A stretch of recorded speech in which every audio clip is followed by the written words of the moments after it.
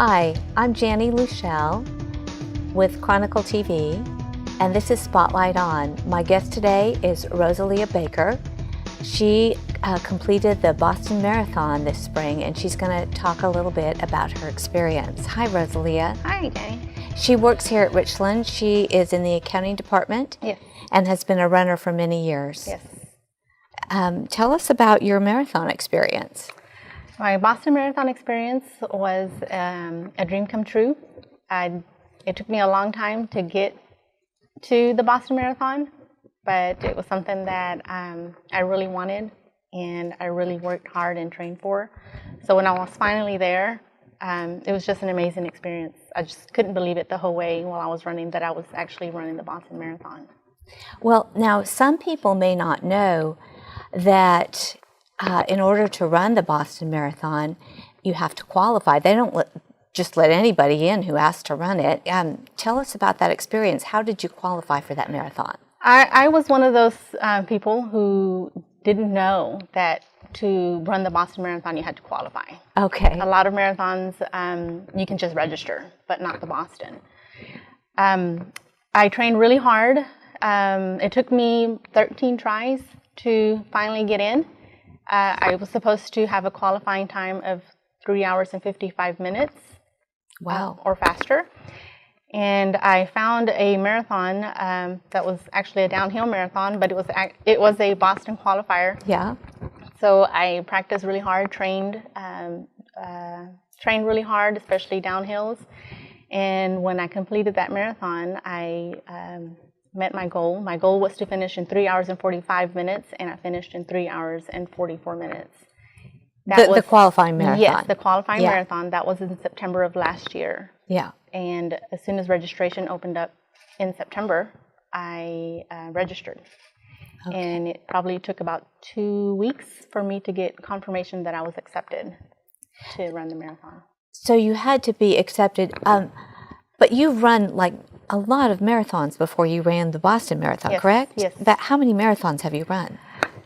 Total, well, Boston was my 17th marathon. It was my 13th marathon when I qualified for Boston. That was my 13th try. Wow. Yes. I remember talking to you the other day, you were saying that Boston was special. Yes. And especially because there were crowds all along the route. Yes. Can you talk a little bit about that? Yes. Boston Marathon is a point-to-point marathon. Mm-hmm. It starts in Hopkinton and it ends in Boston. Okay. You have to go through 5 different cities, and all along the route there's people from every city lined up cheering, and they're just really excited for every runner on the course. And there's 30,000 runners on the course, and they come from all over the world. Yes. So the Bostonians are really excited to have people from all over the world come and run their marathon. And the support that they give along the way is really amazing, because it helps you, gives you, there's so much energy coming from the crowds. And no matter how you're feeling, if you're feeling tired or fatigued, it helps you. That push from the support really helps you get to the finish line. Even if if you're tired or you don't accomplish your goal, just to know that you're there and the support that they give is just amazing. Well, 30,000, is that the largest field that you've ever run in, or that I've ever run in? Yes. Yeah. Okay. Yes.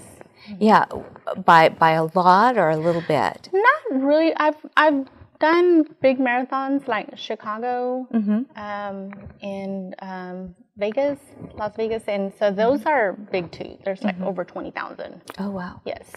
So, but 30,000 is the biggest. And when you were running, was it like shoulder to shoulder, or did you have your space? At the beginning, it's like shoulder to shoulder. Yeah. And so you have slow runners in front of you, and you want to get around or get through them and between them, and it's kind of hard.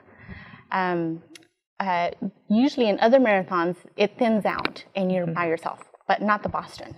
That sounds very challenging. You know, if you're trying to run and get a certain time, that makes it very difficult, doesn't it? Not that difficult. Yeah.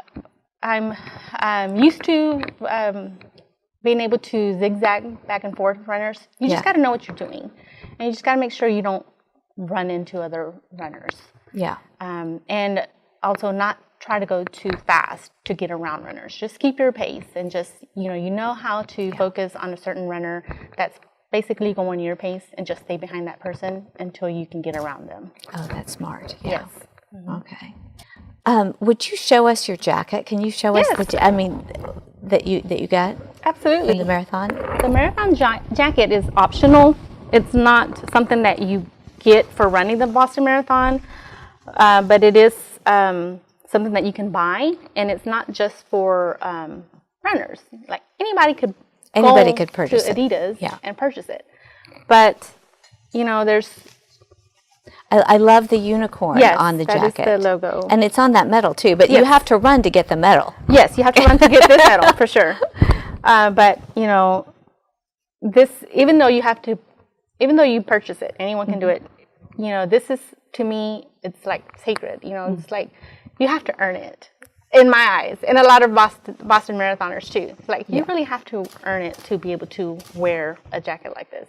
Now I have to ask you, given the incident in 2013, the bombing, was that on your mind at all? Were you worried about security at all with all those runners? Not at all. Not in the slightest. I was I felt very safe. Okay. Since the bombing, a lot of marathons increased their security. A lot of marathons. And so there's, it's not very easy to get in and out of the finish line or the start line. Okay. For most marathons, not just the Boston. So I feel safe. Every time I run any marathon, I feel safe, but especially the Boston Marathon. They really have tight security. You think they've heightened the security? Yes. So not at all did I feel like something was I didn't feel worried at all. Okay, that's good to hear. Mm-hmm. Yeah, but I think you told me you don't ever feel worried. You run very early in the morning. Am I correct? Yes. Like 5 a.m. Yes, I get up at 4 in the morning every morning. And I start running at 5 in the morning. Wow. And I love running early in the morning because it's so peaceful. Oh, yeah. There's, all you hear are the birds chirping. It's dark. I do have a flashlight with me. Mm-hmm. And that's it. People tell me to carry mace, or I don't carry anything because I feel safe. Okay. Yes.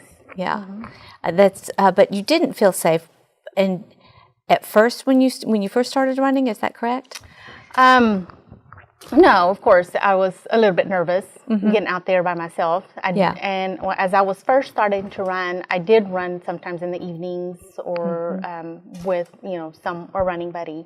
Yeah. But as I started running more and more, I got more comfortable, especially in my neighborhood, knowing my neighborhood and And if I'm correct, you reached out in your neighborhood through the Nextdoor app. Yes. And you've got a running group together. Yes, because I wanted to give back to the community, and I found that this was the perfect way for me because I really love to run, and I know there's people in my neighborhood that run because I've seen them out there. Yeah. And so one day I just decided to start a running group for training for a 5K, and it's basically for beginners. Uh-huh. So I sent out a post on Nextdoor, on the Nextdoor app, and I did that in 2015. Okay. And that was my first year. And I've done it every year since then. And I've met a lot of people and made really good friends. Well, that's become a bit of a passion for you. Yes. When I was talking to you, it sounds like you love to train other runners. I do. I love to see people run. And, people run, there's people in all shapes and sizes that love to run. And you see it in the marathon. You see it in the races. And so people in, not just my neighborhood, everywhere, they want to run, but they just don't have, confidence or? Right. What's that word I'm looking for? They're scared. Or? I mean, they don't want to run alone. Uh-huh. They don't know any other runners.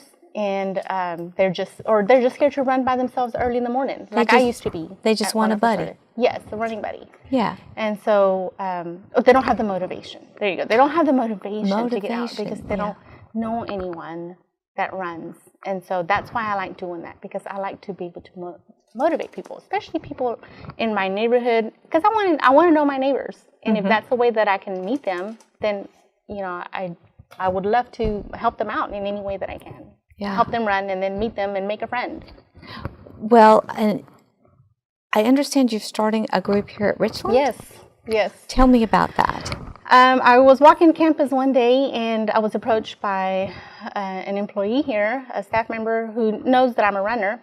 And she said, have you ever thought about starting a running group at Richland? She goes, because I really want to run, and if you can help me out, I would love to run with you.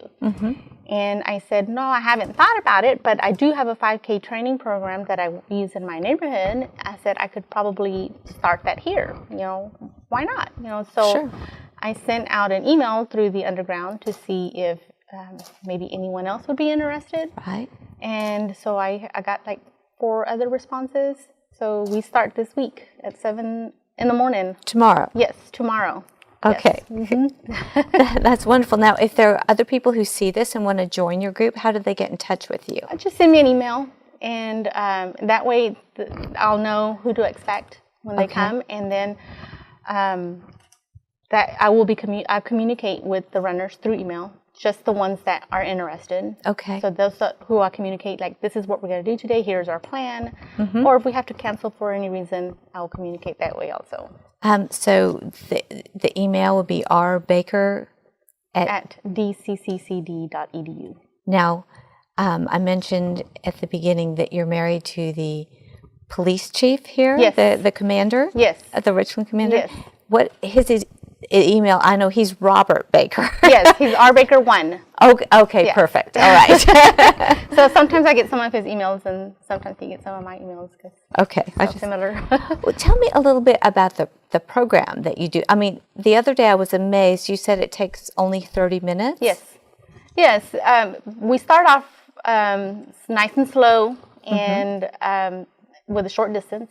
So we do start off with a 5-minute warm-up, and then the training is run, walk for about 1.75 miles. So it takes about 30 minutes total for the warm-up and the run. That sounds great. Well, I really appreciate your being here today, and the program sounds very healthy. Yes, and fun, Yes. Exactly. Well, thank you so much for being here today with Spotlight On. And we appreciate your presence and wish you luck in all your marathons that you continue to do and in the Boston next year. Thank you. Awesome.